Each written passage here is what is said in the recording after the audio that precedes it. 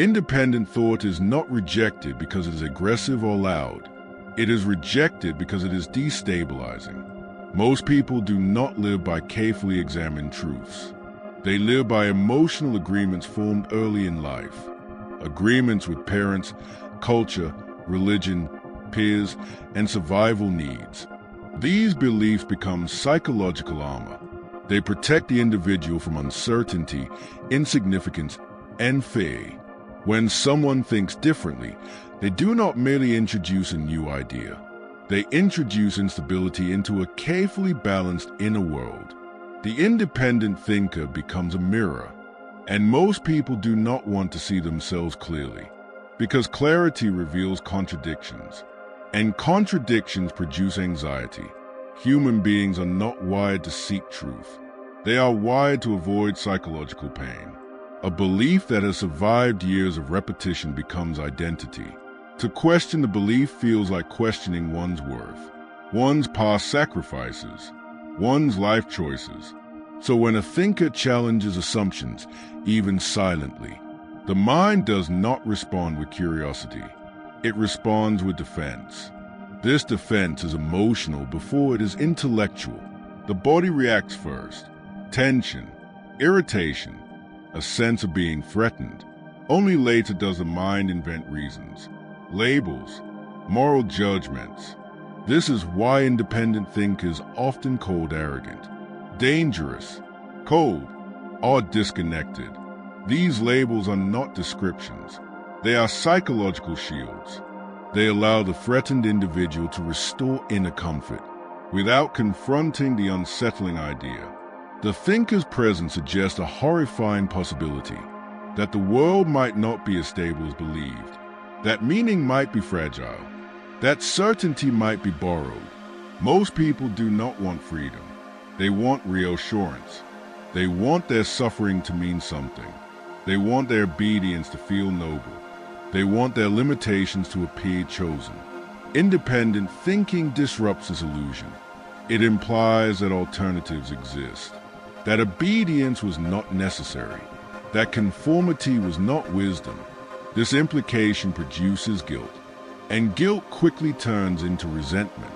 Resentment is easier than self-examination. The mind prefers to hate the messenger rather than question the message. This is why people rarely debate independent thinkers fairly. Debate requires emotional openness, and openness risks collapse. Instead, the thinker is psychologically demoted. Their intelligence is questioned. Their motives are doubted. Their humanity is subtly reduced.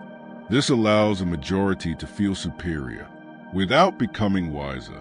Independent thought is dangerous because it cannot be controlled. It does not ask permission. It does not seek validation. It does not bend to emotional consensus. This autonomy alone provokes hostility.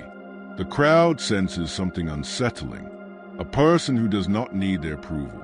Such independence threatens social hierarchy, because hierarchy depends on shared illusions. Those who think differently refuse to kneel before common beliefs, and refusal is interpreted as rebellion. Even silence becomes offensive. The thinker may not attack, may not persuade, may not dominate, yet their mere existence questions the legitimacy of the collective story. And stories are how societies survive. So the mind of the ordinary individual reacts, not with thought, but with fear disguised as morality. They claim the thinker is wrong, dangerous, or immoral. But beneath the accusation lies a simpler truth. The thinker makes them feel uncertain, and uncertainty is intolerable to a mind built on borrowed meaning. Thus hatred is born, not from difference itself, but from the terror of inner collapse. Independent thought exposes the uncomfortable truth that many beliefs exist not because they are true, but because they are emotionally necessary. And those who threaten emotional necessity will always be treated as enemies. Conformity does not operate through open brutality. It survives through subtle pressure, through signals so quiet they feel natural. Society rarely needs to attack those who think differently, because it has learned a more efficient method. Emotional punishment. From early childhood, human beings are trained to read approval. A smile means safety. Silence means danger. Discomfort means exclusion. By the time adulthood arrives, the fear of social rejection is already embedded in the nervous system. This is why conformity feels voluntary and resistance feels reckless. Those who think differently are not usually beaten or imprisoned. They are ignored, talked over, laughed at, or quietly erased from relevance. This erasure is a form of violence, precisely because it leaves no visible wound. The non-conforming individual begins to feel out of place, socially clumsy, psychologically unsafe. And because the punishment is ambiguous, the victim often blames themselves. They assume something is wrong with their tone, their timing, their personality. They do not immediately recognize that the real offense is divergence. Conformity relies on this confusion. It teaches people to police themselves, to soften their thoughts, to dilute their clarity, to disguise their difference. Over time, many learn to edit their own minds before speaking. This is how society maintains order, without appearing cruel. The silent violence of conformity works because it rewards imitation. Those who repeat accepted ideas are praised as intelligent. Those who echo dominant emotions are called empathetic. Those who submit are labeled mature. Meanwhile, those who resist are framed as difficult, unstable, or socially deficient. This framing allows a majority to feel justified in withholding warmth. Conformity does not demand agreement with truth. It demands agreement with tone. You may think differently, as long as you do not disturb emotional harmony. But genuine independent thought always disturbs, because it introduces friction, and friction exposes weakness. The collective cannot tolerate sustained friction, because it threatens cohesion. So it neutralizes thinkers, not by argument, but by isolation. Isolation is powerful, because humans are social creatures before they are rational. When warmth is withdrawn, the nervous system interprets it as danger. The thinker feels pressure, not to be wrong, but to be alone. Many choose silence over exile. Thus conformity succeeds, not by convincing people, but by exhausting them. The most effective form of control is making resistance feel lonely. Over time, the individual learns that acceptance requires self-betrayal. They begin to preemptively censor themselves to fit the emotional climate. This self-censorship is a final stage of conformity. At that point, society no longer needs to punish. The individual has internalized the threat. They laugh when expected, agree when necessary, and think quietly. The violence has done its work. What makes this system especially insidious is that it allows everyone to feel moral. No one believes they are silencing thinkers. They believe they are preserving peace. No one believes they are cruel. They believe they are being reasonable. Yet peace built on silence is not peace. It is stagnation. The silent violence of conformity does not kill bodies. It kills potential. It drains originality, flattens insight, and rewards repetition. Those who think differently feel this violence as a constant pressure to shrink, to be less, to say less, to see less. And the tragedy is that many comply, not because they are weak, but because the cost of resistance is made to feel unbearable. The majority does not organize itself around truth. It organizes itself around emotional stability. Shared beliefs function as social glue. They reduce anxiety by offering a common narrative, a sense of direction, a feeling of belonging. When someone thinks differently, they do not simply introduce complexity. They disrupt the emotional agreement that holds a group together. Groups fear thinkers because thinkers refuse to play a necessary role. They do not mirror collective emotions on command. They do not reinforce comforting illusions. They do not participate in ritual certainty. This absence creates unease. The group feels exposed, as if a silent witness has appeared, someone who sees through the performance, and exposure demands a response. The majority cannot afford prolonged doubt, because doubt spreads. One person questioning can awaken another, and another, until the narrative fractures.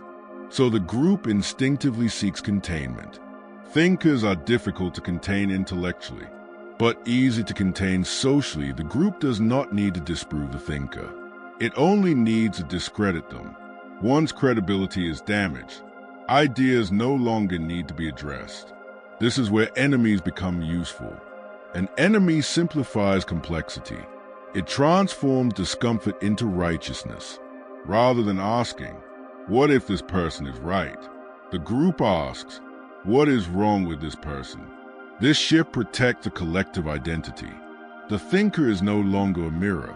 They become a threat, and threats justify aggression. The group begins to assign motives. Ego, bitterness, immorality, hidden agendas. These attributions are rarely examined because they are emotionally satisfying. They allow the group to feel united against something. Unity requires opposition. A group without enemies turns inward and risks collapse. This is why societies repeatedly manufacture villains, heretics, traitors, outsiders. Independent thinkers naturally fit this role because they do not align easily. Their refusal to conform feels like rejection, and rejection breeds hostility.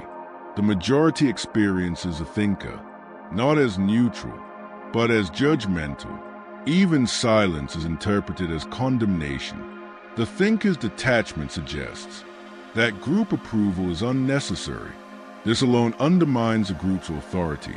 Authority depends on belief, and belief requires participation. Those who withdraw participation expose the artificial nature of the structure, so the majority responds by transforming thinkers into moral offenders. This moralization is crucial. It allows punishment. Without guilt, exclusion becomes protection. Ridicule becomes defense. Suppression becomes responsibility. The group convinces itself that it is acting for the greater good. In reality, it is defending emotional comfort. The thinker threatens the illusion that the group's way is inevitable. If another path exists, then obedience loses its justification. This is intolerable. So the group reframes thinking itself as dangerous. Curiosity becomes suspicion. Skepticism becomes negativity. Independence becomes arrogance. By redefining virtues as vices, the majority preserves control. The thinker becomes isolated, not because they are violent, but because they are inconvenient. And inconvenience is unforgivable to a system built on emotional agreement. The group does not want to evolve. It wants to remain coherent. Evolution requires uncertainty, conflict, and temporary instability. The majority chooses stability, even if it is built on illusion. Thus, enemies are essential. They absorb the group's anxiety. They channel fear outward. They give people something to reject. Thinkers are ideal enemies because they challenge without attacking. Their presence alone is enough. So hatred toward independent thinkers is not accidental. It is structural. It is the price paid to keep the many comfortable and the few awake. To see clearly is not a gift society celebrates. It is a burden it quietly resents. Clarity strips away comforting illusions, and most people survive on illusion. The individual who sees clearly does not merely observe reality. They feel the weight of what others avoid. They notice contradictions, performances, unspoken agreements. This awareness creates distance, not emotional coldness, but perceptual separation. The thinker stands slightly outside the collective rhythm, unable to fully participate in shared delusions. This distance is sensed immediately. People feel watched, even when no judgment is offered. Clarity carries an unspoken accusation, not because the thinker intends it, but because truth destabilizes comfort. The price of clarity is loneliness. The crowd welcomes enthusiasm, but resists perception. Those who see too much are treated as if they see too far.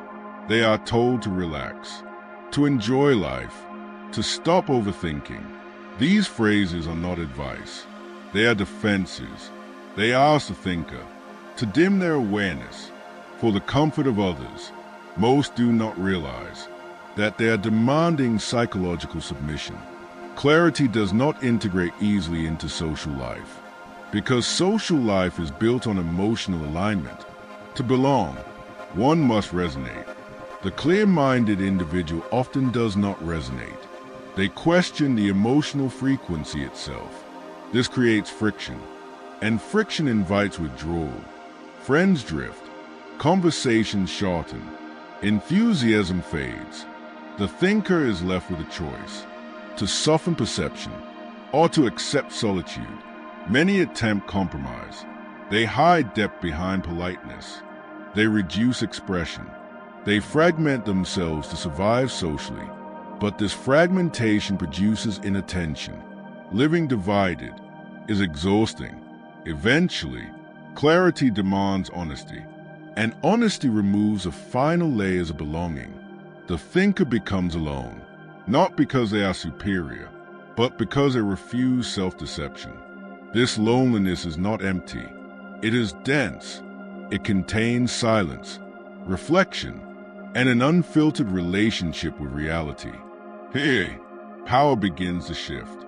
The thinker no longer depends on validation, because validation was never aligned with truth. Approval loses its hypnotic pull. What once felt like rejection reveals itself as liberation. The absence of noise creates focus. The absence of consensus creates autonomy. Clarity hardens into inner authority.